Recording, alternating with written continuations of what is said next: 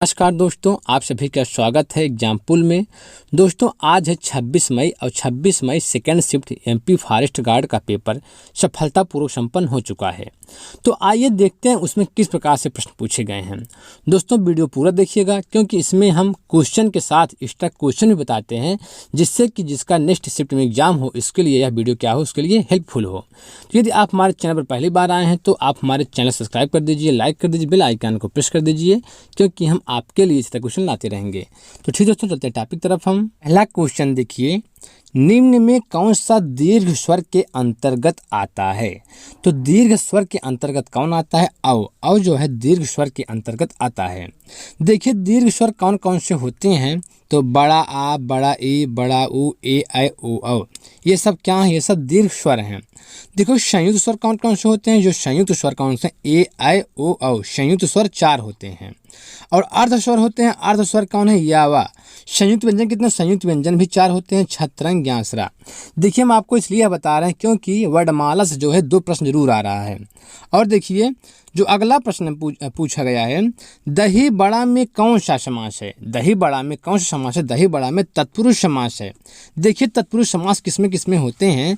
तो रसोई घर में तत्पुरुष समास है, घुड़सवार, गौशाला, कठपुतली, ऋण मुक्त, ऋण से मुक्त, मनमाना, आप बीती, आप पर बीती, मालगाड़ी, देशभक्ति, नेत्रहीन, बैलगाड़ी और गंगा तट, इन सब में जो है तत्पुरुष समास है। और ये सब बहुत इंपॉर्टेंट हैं। ठीक है दोस्तों, इसको आप ध्यान से पढ़ लीजिएगा। और देखिए अगला जो प्रश्न पूछा गया है, निर्वाचन आयोग का गठन किस अनुच्छेद में है? तो निर्वाचन आयोग का गठन किस अनुच्छेद में है? अनुच्छेद 324 में है। देखिए राष्ट्रपति से अनुच्छेद से, राज्यपाल के जो अनुच्छेद होते हैं संबंधित, राष्ट्रपति से संबंधित अनुच्छेद, तो उससे प्रश्न पूछा जा रहा है। और देखिए जो अगला प्रश्न है, रॉकेट न्यूटन के किस सिद्धांत, यहाँ पे है सिद्धांत, ठीक है सिद्धांत, रॉकेट जो है न्यूटन के किस सिद्धांत पर कार्य करता है? तो रॉकेट जो है न्यूटन के तृतीय नियम के सिद्धांत पर कार्य करता है। और देखिए कौन सा साधन सदा, कौन सा, यहाँ साधन नहीं है, कौन सा सदैव, सदैव, कौन सा सदैव बहुवचन में प्रयोग होता है? कौन सा शब्द यहाँ पे है? कौन सा शब्द सदैव बहुवचन में प्रयोग होता है? तो दर्शन, दर्शन ऐसा शब्द है जो सदैव बहुवचन में प्रयोग होता है। और देखिए कौन कौन से शब्द हैं जो सदैव बहुवचन में प्रयोग होते हैं? जैसे बाल है, प्राण है, आंसू है, हस्ताक्षर है, ये सब जो है सदैव बहुवचन में होते हैं। कल के सीट में आया था प्राण, प्राण, तो प्राण जो है सदैव बहुवचन में प्रयोग होता है। ये क्वेश्चन कल में पूछा गया था। तो आज बता दे रहे हैं आपको, बाल है, प्राण है, आंसू है, हस्ताक्षर है, ये सब जो है सदैव बहुवचन में प्रयोग किए जाते हैं। और देखो सदैव एक वचन में प्रयोग करने जाने वाले कौन से वर्ड हैं? तो प्रत्येक, सोना, जनता, सामग्री, ये सब हमेशा जो सदैव एक वचन में प्रयोग होते हैं। अगला क्वेश्चन देखिए, राष्ट्रपति को शपथ कौन दिलाता है? तो राष्ट्रपति को शपथ कौन दिलाता है? राष्ट्रपति को शपथ सुप्रीम कोर्ट के मुख्य न्यायाधीश जो है राष्ट्रपति को शपथ दिलाते हैं। और सुप्रीम कोर्ट के मुख्य न्यायाधीश को शपथ कौन दिलाता है? राष्ट्रपति दिलाता है। मतलब एक दूसरे को शपथ दिलाते हैं। अगला प्रश्न, जैविक विकास को सर्वप्रथम किसने समझाया? तो जैविक विकास को सर्वप्रथम किसने समझाया था? लाइबमार्क ने समझाया था। यही इसका सही आंसर है। अगला प्रश्न, सबसे कम लिंगानुपात किस जिले का है? तो मध्य प्रदेश में किस जिले का लिंगानुपात सबसे कम है? भिंड का, भिंड का जो है लिंगानुपात सबसे कम है। अगला क्वेश्चन देखिए जो है सूत्र से आया है। कल जो है सल्फ्यूरिक एसिड का सूत्र पूछा था। आज देखिए चाक का रासायनिक नाम क्या है? चाक का रासायनिक नाम क्या है? चाक का जो रासायनिक नाम है क्या है? कैल्शियम कार्बोनेट, CaCO3 है। और देखिए जो अगला प्रश्न है, मनोकामना का सही संधि विच्छेद कीजिए। मनोकामना का आप अगर सही संधि विच्छेद करेंगे तो इसका सही आंसर क्या होगा? मनः धन कामना होगा। और मनोकामना में कौन सी संधि है? विसर्ग संधि है। देखिए संधि से एक क्वेश्चन आ रहा है। तो मनोहर, मनोरंजन, मनोयोग, मनोरथ, इन सब में जो है विसर्ग संधि है।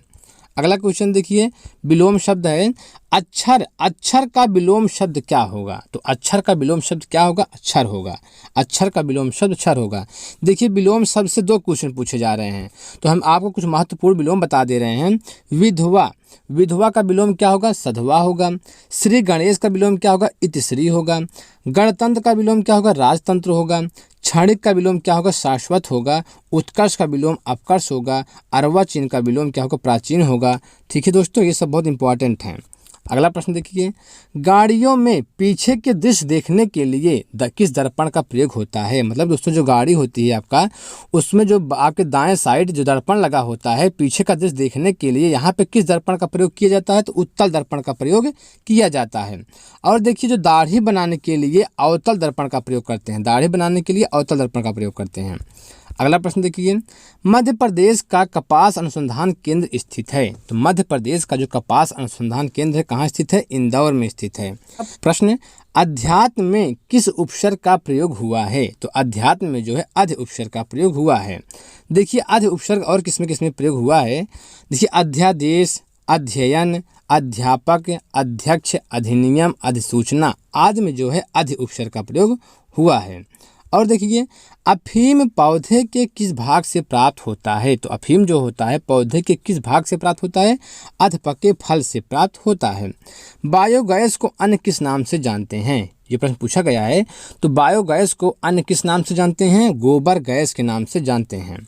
और देखिए इससे संबंधित है बायोगैस, एलपीजी और सीएनजी, ये सब क्या है, प्राकृतिक गैस के अंतर्गत आते हैं। प्रश्न पूछ सकते हैं कौन सा निम्नलिखित में से कौन सा प्राकृतिक गैस है। तो बायोगैस, एलपीजी, सीएनजी ये सब क्या है, प्राकृतिक गैस हैं। अगला क्वेश्चन देखिए, मारुत किसका पर्यायवाची है। मारुत किसका पर्यायवाची है, हवा का, हवा का पर्यायवाची है। और देखिए हवा के पर्यायवाची और कौन कौन से होते हैं, प्रकंपन, वात, समीरण, वायु, अनिल, ये सब जो है वायु के पर्यायवाची, हवा के पर्यायवाची हैं। और देखिए जो अगला प्रश्न है, फोटोग्राफी में किस अम्ल का प्रयोग किया जाता है। तो फोटोग्राफी में किस अम्ल का प्रयोग किया जाता है, ऑक्जेलिक एसिड, ऑक्जेलिक एसिड का प्रयोग किया जाता है फोटोग्राफी में। अगला प्रश्न देखिए, साइनोकोबाल्मिन किस विटामिन का रासायनिक नाम है। तो साइनो जो कोबाल्मिन है किस विटामिन का रासायनिक, विटामिन B12, विटामिन B12 का रासायनिक नाम क्या है, साइनोकोबाल्मिन है। और देखिए जो अगला प्रश्न है, एक स्थान पर टिक कर ना रहने वाला, एक स्थान पर टिक कर ना रहने वाला वाक्यांश के लिए एक शब्द है, क्या कहते हैं, यायावर कहते हैं। और देखिए जो आपका लास्ट प्रश्न है, विद्युत का सर्वोत्तम चालक धातु कौन सा है। तो विद्युत का जो सर्वोत्तम चालक धातु कौन सा है, चांदी है। देखिए धातु से एक प्रश्न आ रहा है, धातु से जो है एक प्रश्न पूछा जाता है। तो ठीक दोस्तों, इससे हमारा वीडियो कंप्लीट हुआ।